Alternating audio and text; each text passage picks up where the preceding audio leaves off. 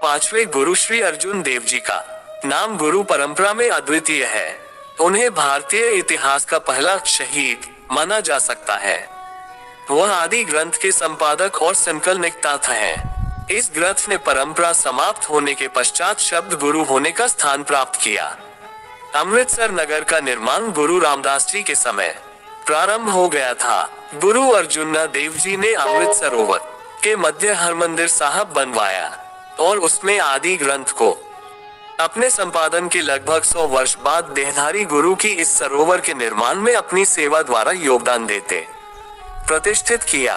गुरु अर्जुन देव जी का जन्म 15 अप्रैल 1563 वैशाख 19 संवत 1620 को गोइंदवाल में हुआ था। वे अपनी माता भानी और पिता जेठा गुरु रामदास जी की तीसरी संतान थे।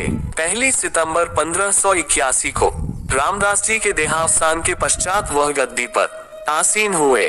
गुरु अर्जुन देव जी का पहला कार्य अमृत सरोवर के निर्माण को पूरा कराने का था। श्रद्धालु दूर दूर से आते थे। उन्होंने सरोवर के मध्य में हरमंदिर, जिसे दरबार साहब या स्वर्ण मंदिर कहा जाता है, का निर्माण करवाया। इस निर्माण कार्य की सबसे बड़ी विशेषता यह है कि गुरु अर्जुन देव जी ने इस स्थान का शिलान्यास अपने समय के सुप्रसिद्ध सूफी संत मियां मीर से करवाया था। इतिहासकार गुलाम मोहम्मदीन बूटे शाह ने तवारीख पंजाब में लिखा है कि गुरु अर्जुन देव जी के निमंत्रण पर साईं मियां मीर अमृतसर आए और अपने मुबारक हाथों से उन्होंने 4 ईंटें चारों किनारों पर और 1 ईंट सरोवर के मध्य रखी।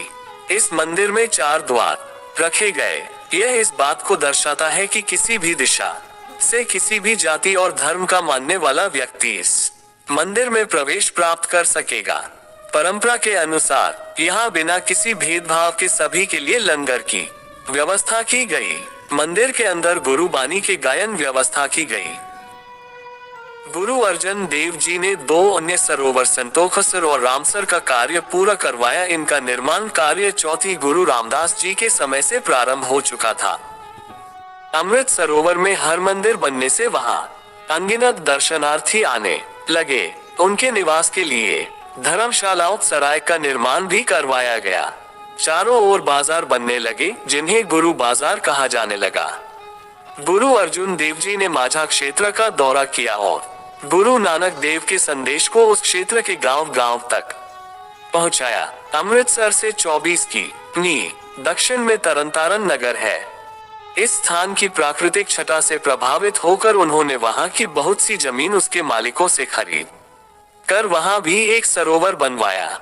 वहां भी सरोवर के एक और हरमंदिर बनाया गया।